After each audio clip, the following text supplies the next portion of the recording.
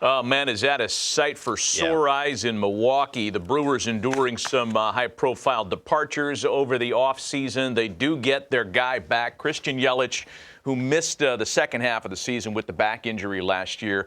A spring training homer, and didn't that look nice? Adam McCalvy has covered the Brewers for the past couple of decades. He wrote the definitive book of their 50 years as a franchise a few years ago and joins us on Hot Stove today. Have you had a chance to visit with Christian, Adam, and tell us about the back and the expectations for him coming off the surgery? Well, look, remember last year he was having this renaissance season. It was late July. He was leading the National League in batting average, leading the NL in on-base percentage. He was like Christian Yelich again, and then really quickly came on another bout of this back stiffness that he's had over the last couple of years. Really, that goes back to his Marlins years when he was a very young man. It's just a problem he's always had to deal with. And this time it needed surgery. So in August, he just had no other choice at this point of his career, according to the doctors, but to have this surgery to fix the disc back there. And you know, he swings with such torque. That is what makes him such an incredible hitter, is the way he's able to torque as he swings. And seeing that back this spring, I think has been a really positive sign for the Brewers. So anybody who's had back surgery, I always say this because I hear it from all of my friends, other players, scouts, anyone who's had back surgery, you know there's no guarantees on this thing, but so far, so good. And seeing him clear the batter's eye, you're not looking for results in spring training, but seeing him clear the batter's eye is still really good. For Yelich, he said, like, at least it shows I can still do it. I mean, as a player, that's what you want. Hey, Adam, we've been talking so much this morning about the health of starting pitching and teams, you know, having it and lack of, whatever case may be. Brandon Woodruff, he's back. How close is he to getting back in, you know, game action?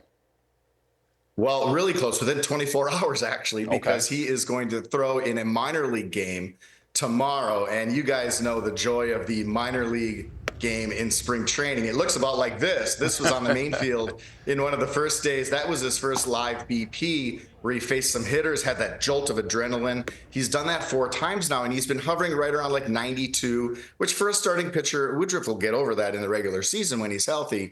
But at this point of spring, you know, spring training, no fans, that's kind of normal. He's hovered at that.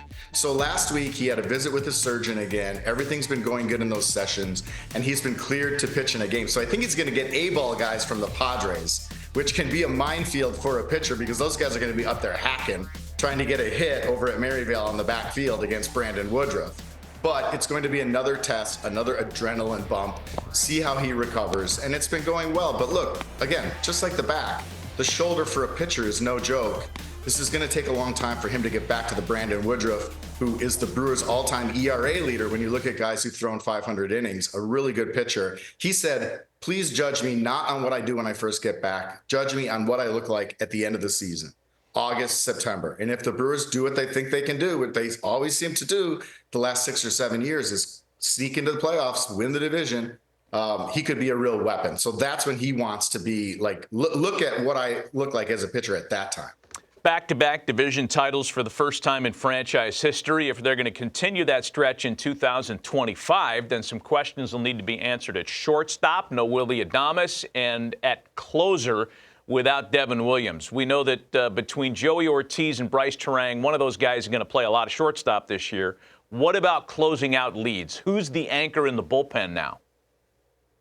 I think it would be Trevor McGill. I mean, was it Ned Yost, one of the past Brewers managers? We'd always ask about who's the closer, and he says, you know, we don't have a ceremony and like knight a closer. We don't have to name a closer. I think it's going to be Trevor McGill. He went like 20 for 20 early last season when Devin Williams was down with a back injury, and is a huge reason why the Brewers lost Corbin Burns. They lose Devin Williams for the first half. They lose Christian Yelich for the second half. They were still division champions again. And I think Trevor McGill was a big part of holding that together early. I would think he gets the early nod. But look, they have this kid, Abner Uribe. The New York fans will remember he saved a couple of games in the opening series against the Mets last year. He does this like 6-shooter thing when he gets a save. I mean, he is like very flashy, 100-mile-an-hour fastball. He's a guy who's kind of a sneaky candidate as the season goes on and then into the future. He had a knee surgery last year. He has a suspension. He still has to serve 4 games at some point this season for a little brouhaha with Jose Siri and the Rays early last year. So he probably won't have that job right away, but eventually they could have sort of some interesting choices. They always seem to come up with this great bullpen every year. And Devin Williams is a huge loss because he was so steady, so good. The airbender, that crazy changeup. But look, he replaced Josh Hader, and everybody wondered, how are the Brewers going to replace Josh Hader? And they wound up doing it. They've done a really, really good job of finding exceptionally talented relievers from some places you don't always expect. Hey, Adam, let's turn over to Jackson Chourio, man. I got a chance to see a lot of him last year, grow up, mature, find his legs. What do we expect out of him? Is he going to move up in the order? Do you see him in the MVP race? Like what's the ceiling for this kid? Well, the ceiling's high because he turns 21 tomorrow. As we sit here and talk, he's 20 years old. And look, I had a lot of fun over the last couple of days by just asking everybody what you did on your 21st birthday. Right. I mean, I know I was at Wando's having a fishbowl. People who are from Madison, Wisconsin will know exactly what I mean. I would love to hear what Vescursion probably has an incredible 21st birthday story. You don't want to hear mine. Clip, I bet it's great. Look, none of us can say we were in the major leagues with a year under our belt, with the earliest 2020 season in baseball history under our belt. He's the first guy to get to 2020 before his 21st birthday. Mike Trout got there on his 21st birthday. I'm standing by that stat, even though it's a total technicality because it's Mike Trout. He's done incredible things. And Aaron Ashby was one of the guys I asked, the Brewers left-hander. I said, asking the same question. He said, the best thing about Jackson Chourio is that for all he's done, for as mature as he is, to get through a season the way he did, you have to be mature. You have to have a lot of help in the clubhouse. But he's still a kid, he said, is the best part. The way he put it, I love this quote. It's in the story that I'm running today on MLB.com. He said he's everybody's littlest brother, which I thought was a really cool way to put it and describe sort of the relationship of all the guys to this kid who's doing incredible things. So the ceiling is as high as you can possibly imagine. Turns 21 tomorrow. That's unbelievable. Hey, we appreciate the time, Adam. Thanks for the check-in. Yeah, thanks, We'll Adam. visit with you again soon.